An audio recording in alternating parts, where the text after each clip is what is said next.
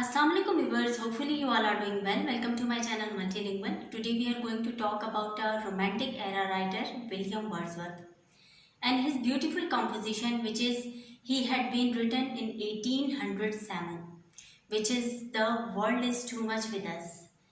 As we got right from the title that this might be all about industrial world and the materialistic world too.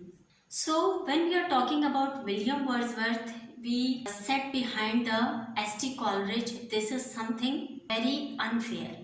We must talk about the both writers in one line and side by side because they both had been started the Romantic era with their beautiful collaboration of ballad, which had been started in late 17th century and early 18th century. So they both had been started this beautiful era, and all the romantic era writer had been written all about the natural world and natural things, and a man which had been naturally indulged profoundly in the nature. They had been written all about these points. So in this poem, The World is Too Much with Us, we are going to talk about that what actually William Wordsworth depicted. He had been depicted in this composition the materialistic world, and he had been criticized, very badly criticized, all the materialistic world. And even we human being, when we are laying some of the things on one side which are too important to us to do, like our prayer, our mandatories, our priorities, and our obligatories. We put all these things at one side and we are going with this world which is too much materialistic for us. And we people have had been indulged in all these materialistic world.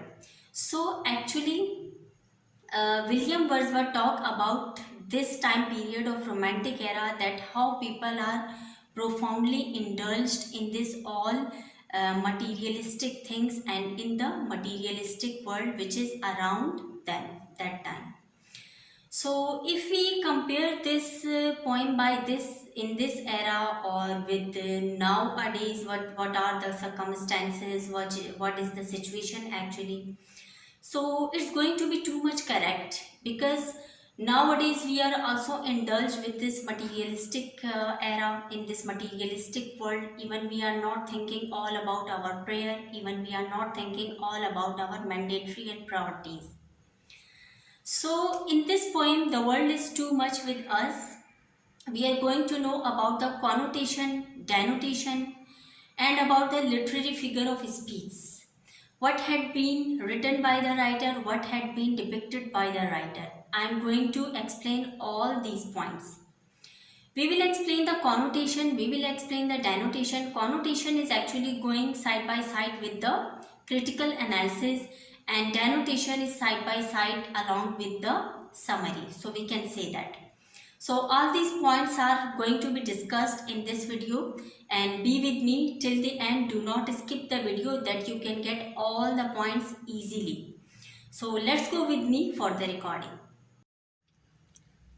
So viewers, यहाँ हम आ गए अपने recording पे। The world is too much with अस, ये हमारी poem है। And तक आप देखिएगा ताकि आपको सारे पॉइंट्स से क्लियर हो जाएं।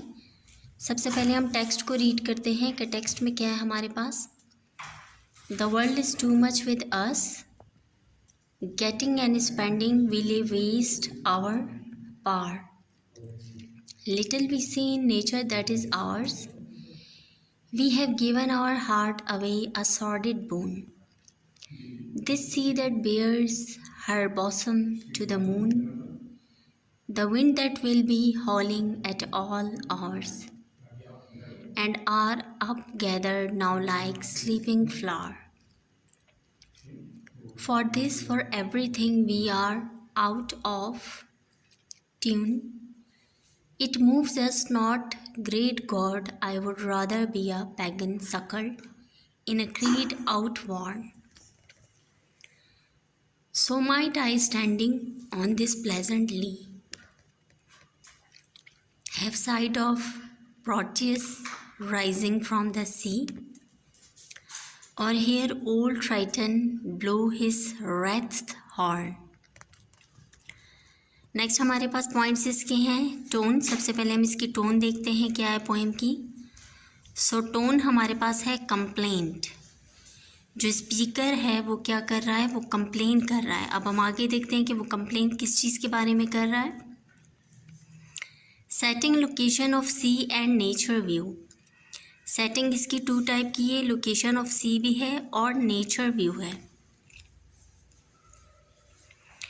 जॉनरा हमारे पास है sonnet, a poem of 14 line.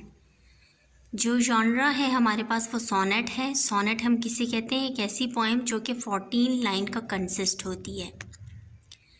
Theme nature, materialistic. Nature को डिपिक्ट किया है राइटर ने और मटीरियलिस्टिक वर्ल्ड को जो है वो डिपिक्ट किया है। सोनेट, सोनेट किस टाइप की पोएम है, जैसा कि मैंने आपको बताया इसकी 14 लाइन्स होते हैं। तो first 8 line is Octave.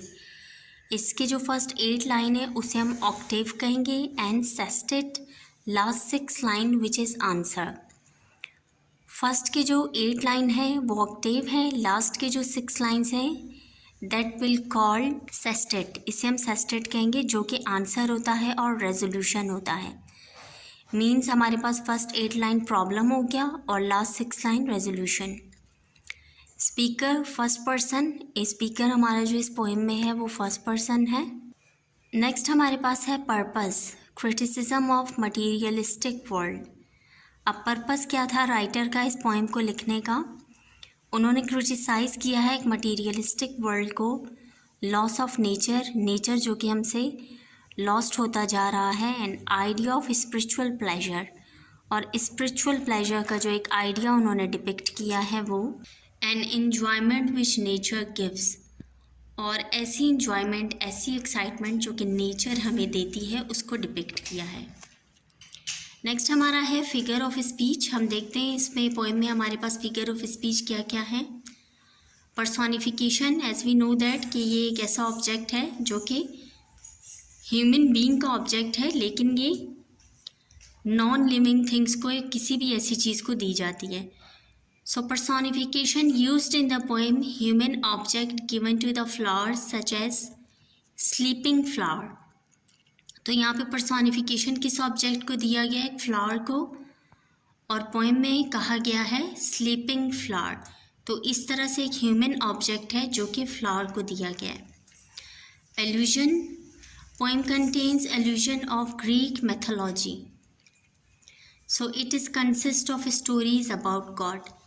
Greek mythology क्या है, ये consist है, बहुत सारी stories हैं जो कि God के बारे में होती हैं। Imagery, appealing to the sense of hearing, such as wind that will be howling. जैसा कि पोएम में ये लाइन यूज़ हुई है, ये एक इमेजरी है जो कि हमारी सेंस ऑफ हियरिंग को इवोक कर रही है। नेक्स्ट हमारा पॉइंट है purpose. Actually William just blaming industrial life replacing the connection of nature that materialistic element. अब यहाँ पे जो विलियम वर्ड्सवर्थ हैं, जो राइटर हैं जिन्होंने पोएम लिखी है, वो किस चीज़ को ब्लेम कर रहे हैं, एक मटीरियलिस्टिक सोसाइटी को जो कि रिप्लेस किया जा चुका है, जो कि नेचर को रिप्लेस करके बनाया जा चुका है एक फुल मटीरियलिस्टिक सोसाइटी। और वो नेचर को जो है डिपिक्ट कर रहे हैं, वो चाह रहे हैं कि नेचर को इसके साथ रिप्लेस किया जाए instead of materialistic elements. Next हमारे पास है कॉनोटेशन। तो इसमें हम देखते हैं कॉनोटेशन में किस चीज़ की बात हो रही है। It is a interpretation of man versus nature. यहाँ पे मैन की जो इंटरप्रिटेशन है वर्सेस ऑफ नेचर बताई गई है कि वो नेचर के बारे में कैसा सोचता है और मटीरियलिस्टिक या इंडस्ट्रियल वर्ल्ड के बारे में उसकी क्या सोच है। This world which is too much with us actually crushing us और ruin our life. This poem had published in 1807 by William Wordsworth. The speaker is claiming that our extreme interest or obsession with getting and spending has made us insensible to the beauties of nature. अब यहाँ पे William Wordsworth ने किस चीज़ के बारे में speaker बताना चाह रहे हैं कि हमारी जो एक बेहिसी है किस चीज़ की वजह से कि हम बहुत ज़्यादा ऑब्सेस्ड हो चुके हैं मटीरियलिस्टिक वर्ल्ड से और हर चीज़ को भूल चुके हैं, इवन अपनी प्रेयर्स को भूल चुके हैं, अपने बहुत से ऐसे काम जो कि ऑब्लिगेटरी हैं, मैंडेटरी हैं, हम उनको फॉलो नहीं करें। हम इस कदर मटीरियलिस्टिक वर्ल्ड में जो है प्रोफाउंडली हम जा चुके हैं। नेक्स्ट पॉइंट हमारे पास है डेनोटेशन।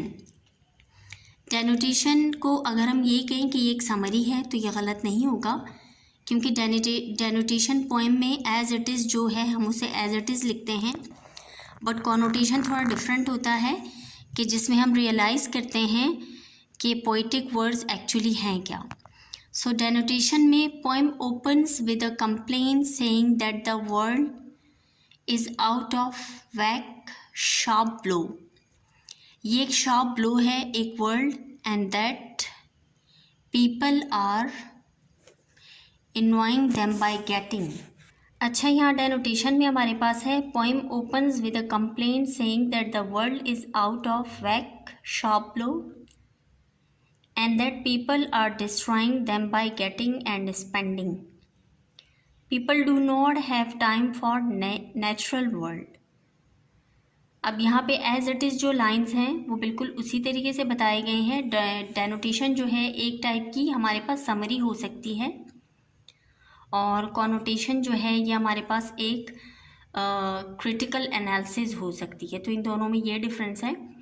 तो यहाँ पे एज वी नो दैट कि जो कंप्लेंट है, जो कंप्लेनर है वो कंप्लेन कर रहा है किस चीज़ के बारे में कि मटीरियलिस्टिक वर्ल्ड ने हमें डिस्ट्रॉय कर दिया है इस कदर कि हम नेचुरल वर्ल्ड से दूर हो चुके हैं और उसे भूल चुके हैं।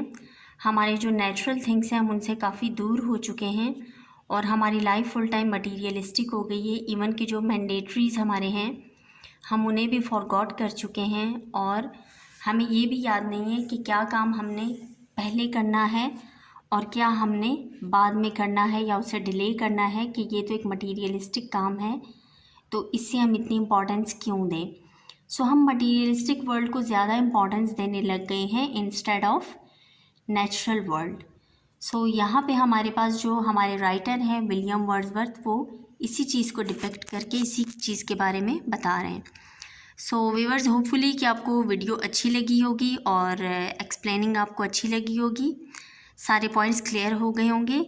तो इसी के साथ ही मैं आपसे इजाज़त चाहती हूँ। इंशाल्लाह मिलेंगे नेक्स्ट टॉपिक में। तब तक के लिए अपना ख्याल रखिएगा। मेरे चैनल का भी। अल्लाह हाफिज़।